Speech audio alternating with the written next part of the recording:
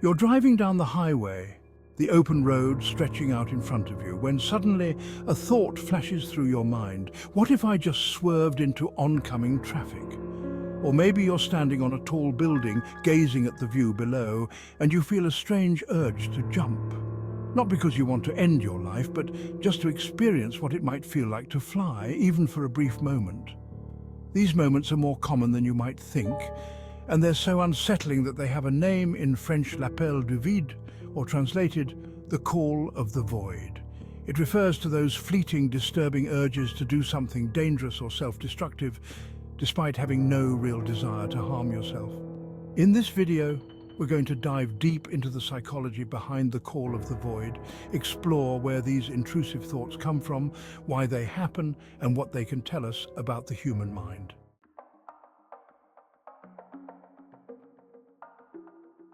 Let's start with a basic definition. The call of the void refers to an involuntary urge to engage in a destructive or dangerous action that suddenly pops into your mind. For instance, you might be driving over a bridge and experience the thought, what if I just drove off the edge? Or you're holding a knife while cooking and a brief image flashes of you cutting yourself even though you have no desire to actually do so. Psychologically speaking, these thoughts are a type of intrusive thought, which are unwanted, involuntary thoughts or images that can be disturbing and out of character. These thoughts don't reflect your true desires or intentions, but they can feel unnerving because they seem so contrary to how you actually feel. In fact, for most people, these thoughts are accompanied by a feeling of anxiety or distress because they're so unexpected and bizarre. But don't worry, if you've experienced this, you're not alone. A study published in the journal Consciousness and Cognition found that nearly 50% of people have experienced some form of the call of the void. It's a widespread phenomenon that taps into the mysteries of the human mind.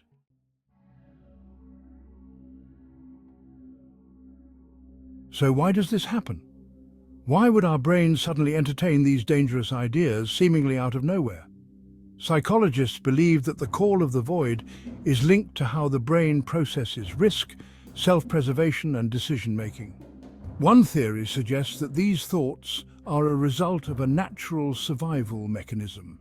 Our brains are constantly scanning our environment for potential threats, and intrusive thoughts may arise as a way to remind us to stay vigilant. For example, when standing at the edge of a cliff, your brain might produce a thought like, "What if I jumped?"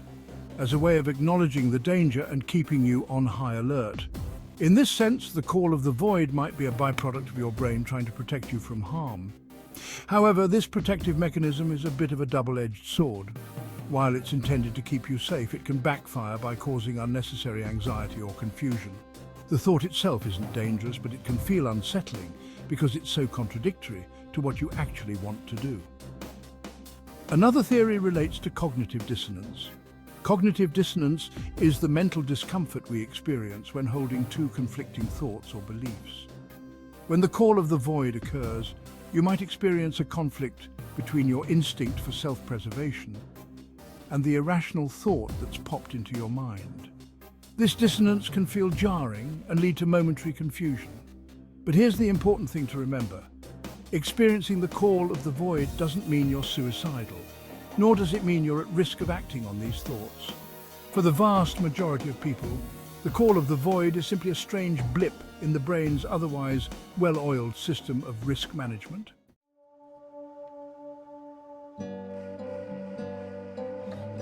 Chapter 3: Intrusive Thoughts and Mental Health.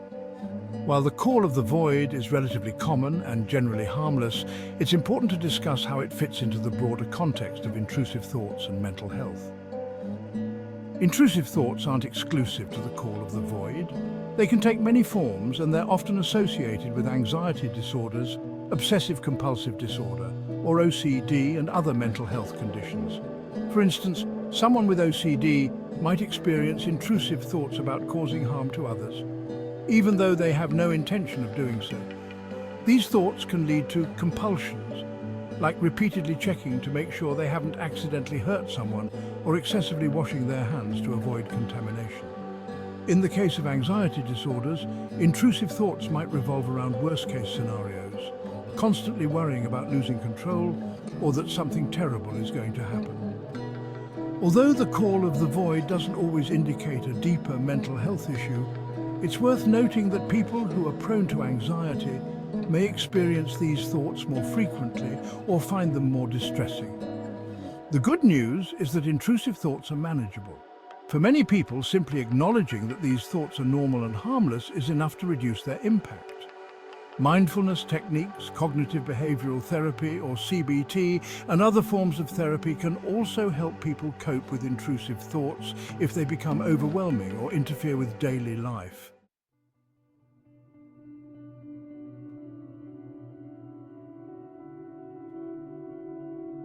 Chapter 4.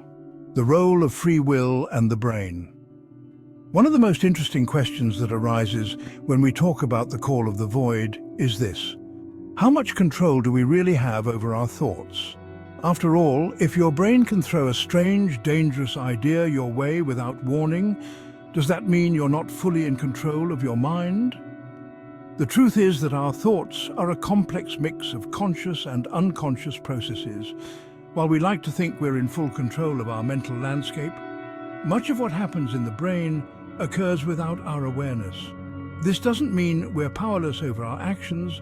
It simply means that the mind is constantly processing information and generating ideas, many of which we never act on. The key difference between thought and action is free will. The call of the void might introduce a fleeting idea of swerving into traffic or jumping off a ledge, but your conscious mind intervenes, reminding you that this is not something you actually want to do. The thought alone doesn't have power over you. It's the decision to act or not act that ultimately matters. Interestingly, researchers have found that when people experience the call of the void, it's often accompanied by a stronger sense of self-control. The fact that you recognize the thought as irrational and choose not to act on it reinforces your autonomy and strengthens your sense of control over your actions.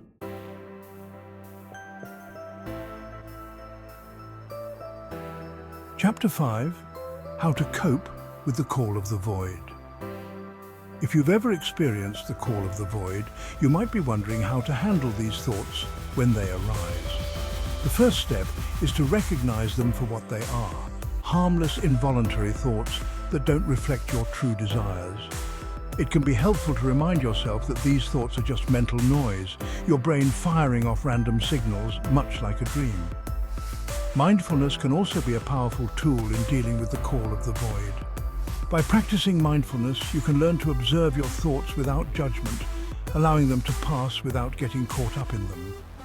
Instead of reacting to the thought with fear or confusion, you can acknowledge it, let it go, and continue with your day.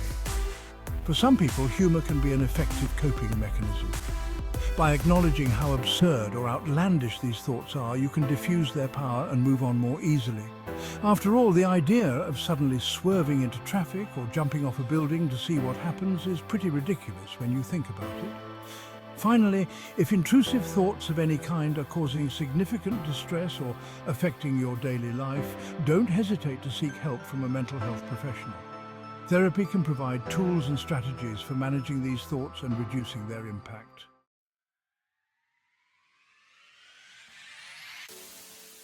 The call of the void is a fascinating and perplexing phenomenon that highlights the complexity of the human mind.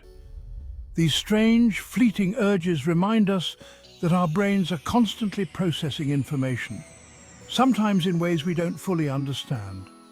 But ultimately, it's important to remember that thoughts are just thoughts. They don't control us, and they don't define who we are. So the next time you find yourself standing at the edge of a cliff or driving down the highway and that odd little thought pops into your head, what if? You can acknowledge it, let it go, and keep moving forward, knowing that you're fully in control of your actions. Thanks for watching. If you found this video interesting, don't forget to like, subscribe, and comment for more.